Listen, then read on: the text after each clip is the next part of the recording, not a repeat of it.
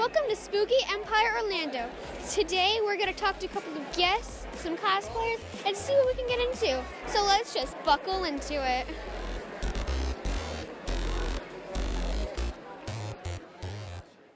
It's time for another On the Spot. On the Spot. Are you more of a classic horror kind of guy, or a fan of gory stuff from the last 20 years? Or are you more into the new smart horror, like the new Halloween movie? Oh, I really did enjoy the new Halloween movie. Yes, I thought Jamie Lee Curtis was excellent in it. I enjoyed the story. There's something in wrestling we call the suspension of disbelief. I think that movie was really exciting enough and well enough done that you suspend disbelief, so you forget that there have been, 7 sequels, and you're like, all right, they pick up. This is only the second one ever done.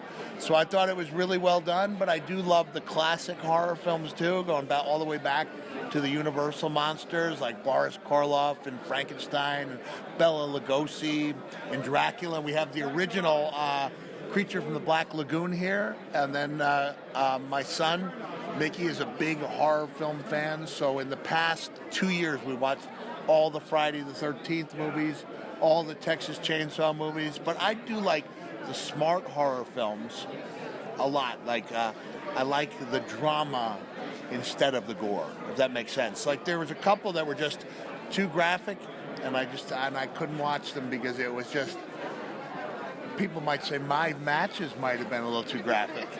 So there's something for everyone, and I like certain things a lot and certain things not as much. Mankind, Dude Love, and Cactus Jack. 3 men enter, only 1 leaves. How would you think that match go, and who wins? Dude wins because he rolls underneath the ring, lets Cactus and Mankind just destroy each other, and then emerges victorious. Sometimes there's a saying known as discretion is the better part of valor, and Dude would be very discretionary. Think we'll ever see another company like ECW again, or maybe even another Attitude Era in WWE? Why or why not? Don't these things go in phases? Yes, they do go in phases. I don't think you'll ever see another Attitude Era in WWE because they are a corporation and they realize that in order to get sponsors, you can't have a product that's really, kind of an R-rated product. So they're having some people will say, well, business will never be like it used to be. And I'll go, they just had their most successful financial quarter ever. So they are doing things really well. But there are other groups that kind of fill that demographic out. There are some groups that do some of that wild stuff. They're just not as widely known. If you go to Japan, there's still a little something for everyone, including some of that wild stuff that I used to do. You've been captured and the cast of the last TV show is coming to save you. Who would it be and how do you think it would go? That was the 70s show. I watched it last night when I was trying to fall asleep. I'm not sure I want anyone from that cast trying to save me. Maybe I'll go back to Boy Meets World and have Danielle Fishel as Topanga save me.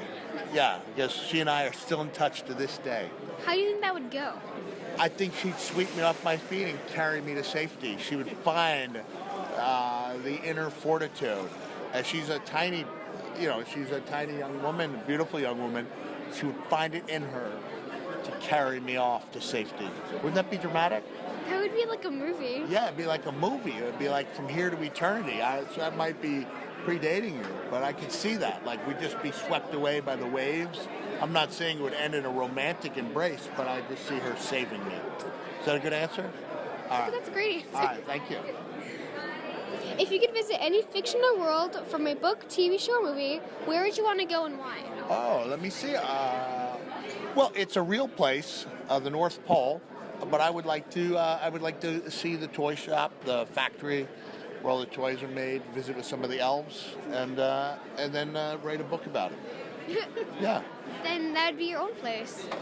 Yeah, it would be my place, yeah. But I don't know if anyone should actually go there and visit. It might erase some of the magic. One of the nice things about watching movies about Santa is seeing how different directors create their North Pole.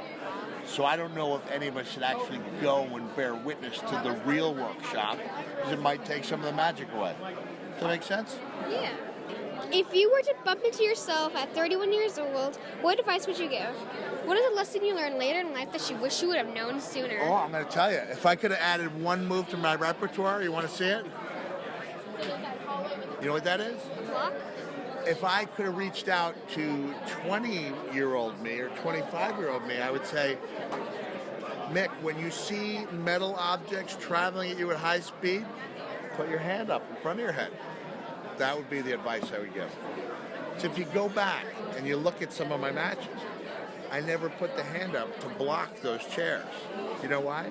Because I broke my thumb in 1989, and I thought foolishly that my head would win out in a battle over metal chairs. The truth is, in the long run, it was they, not I, who emerged victorious. Well, I hope you guys enjoyed the interview with Mick Foley, and I'll see you guys in the next video. Make sure you subscribe, like, and share.